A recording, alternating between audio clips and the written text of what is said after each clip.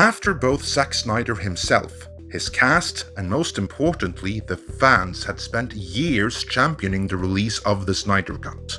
The market forces aligned in such a way that corporate overlord AT&T saw that there was sufficient demand there, that finishing up and releasing the Snyder Cut might be a worthwhile means of pushing HBO Max.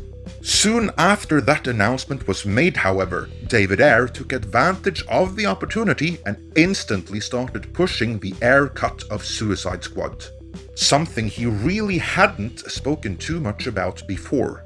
He stood behind the release version at the time, and later the extended cut too, but now, after AT&T announced the Snyder Cut, David Ayer is suddenly all in on the Ayer Cut of Suicide Squad. That comes across as a bit on the opportunist side. In this editorial, which I feel I should stress means opinion piece, I will first briefly go through what the Ayer Cut is and why it is understandable that David Ayer would want to see it released, before explaining why, in my opinion, the way he has chosen to go about it was a bad one, which might even decrease the chances of it being released. The Ayer Cut is, as the name suggests, David Ayer's director's cut of his 2016 feature film Suicide Squad. It does not have quite the sordid history that Justice League has, and unlike Justice League, there exists a near-complete director's cut, which in fact is so near-complete that test screenings of it were held for test audiences. However, as we covered at the time, and which David Ayer himself has since confirmed to be 100% accurate, his cut of the movie was cut from the same cloth as Batman v Superman, and when Batman v Superman opened and didn't exactly win audiences over, then the Warner executives, the very same ones that had asked for it and approved of every single thing in it, had a major freakout and decided that the dark and dreary tone, which they had been all in on up until 5 minutes ago, had to go. At the time, Deadpool was the surprise hit that had taken everyone by surprise, so they wanted Suicide Squad to be more like Deadpool, and in the final months before its release, it was reconfigured to that end. To assist in this endeavor, the studio had a trailer-cutting agency cut a new version of the movie, and what ultimately found its way into theaters was the compromise cut between the Ayer Cut and the trailer guy's cut. Let's call this compromise cut the studio cut, and that is what audiences saw in theaters. Later on, an extended version of the movie was released on Blu-ray and DVD, but to be clear, this is not the Ayer Cut. Instead, it's a longer version of the studio cut. After being shown to test audiences, the Ayer Cut was locked up in a vault somewhere, although David Ayer himself no doubt has a copy of it as well. While the release version of Suicide Squad did very well at the box office, it kind of fell flat with audiences nonetheless, so it is understandable that Ayer wants us to see his version of the movie, even if he was a politician and stood behind the studio cut at the time of the movie's release. It wasn't until 2 years later that he started talking about the differences between his cut and what audiences ended up seeing in theaters. There is obviously the tone, and on top of that, Harley Quinn had an extended storyline and the Joker had more scenes, as her arc included more scenes with him. The biggest difference though is that the movie would lead into Justice League and even feature Steppenwolf. But that was more of a plan and an intention from Ayer's side. I don't know how much of that, if anything, was ever filmed. It certainly did not make it into the Ayer Cut which screened for test audiences, because on Reddit, the differences between the screened Ayer Cut and eventual studio release were broken down. And there was no Steppenwolf and no lead into Justice League that wasn't also in the studio cut. The different tone and increased presence of both Harley Quinn and the Joker were confirmed though. However, most of the Joker scenes filmed didn't even make the Ayer Cut.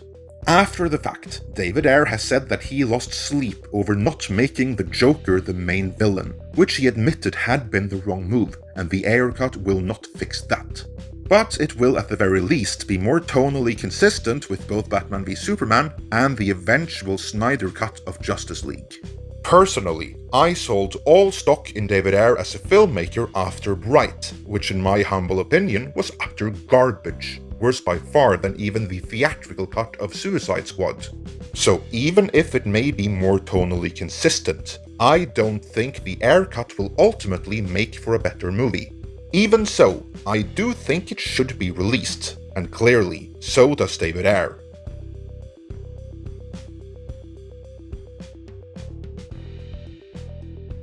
It took years of work and championing from both the Snyders themselves, the cast, their peers in the industry, and the fans before the release of the Snyder Cut would become a reality.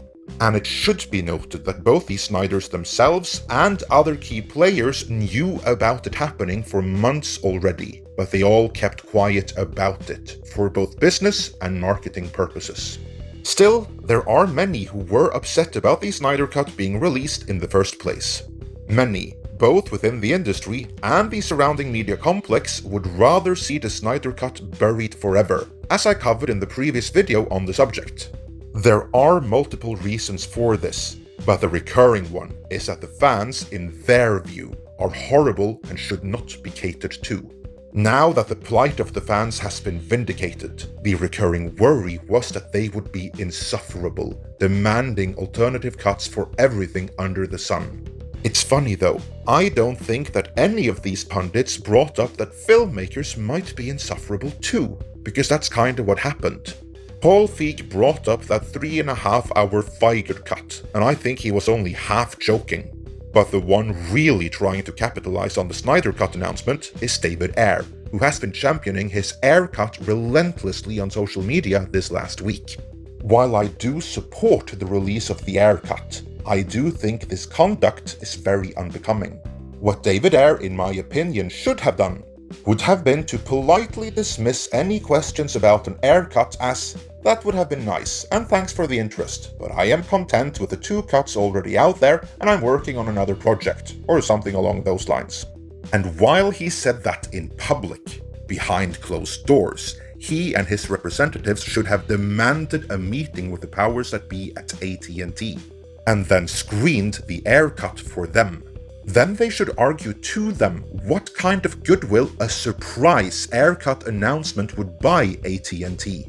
How an Ayer Cut release would be perfect promotion for HBO Max, and on top of that, what kind of synergies could be created by tying it into the marketing campaign for either the Snyder Cut or James Gunn's upcoming Suicide Squad, depending on how they choose to go about it.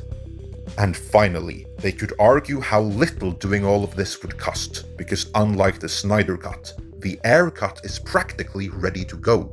That is what he should have done. That would have been the professional thing to do. Furthermore, that is something I think the powers that be at AT&T would have responded very well to.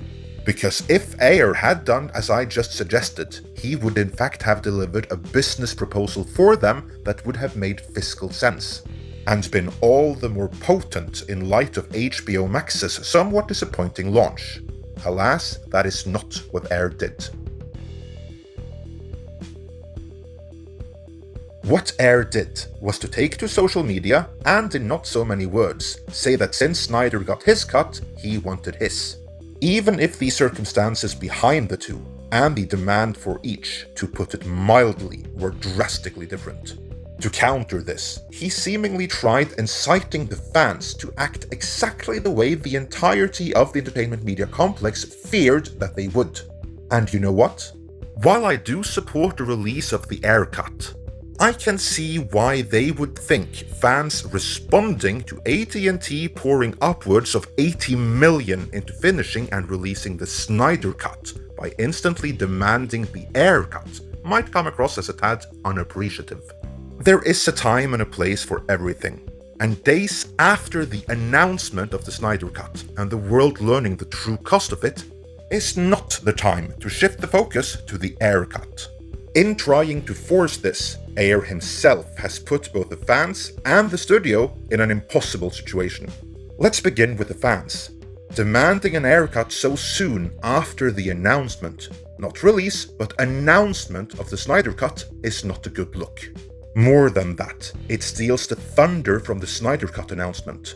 But if fans don't rally behind his call to release the Ayer Cut now that it is out there, well then it might just look like they don't want it. which isn't true.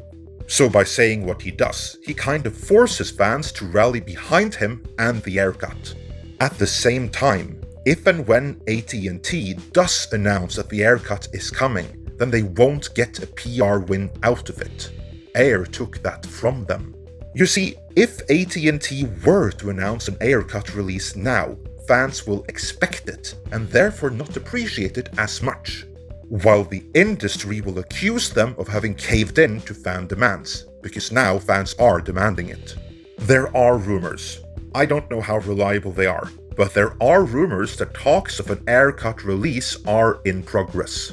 If that happens, I honestly wouldn't be surprised, because as I indicated earlier, there is a business case for releasing the Ayer Cut.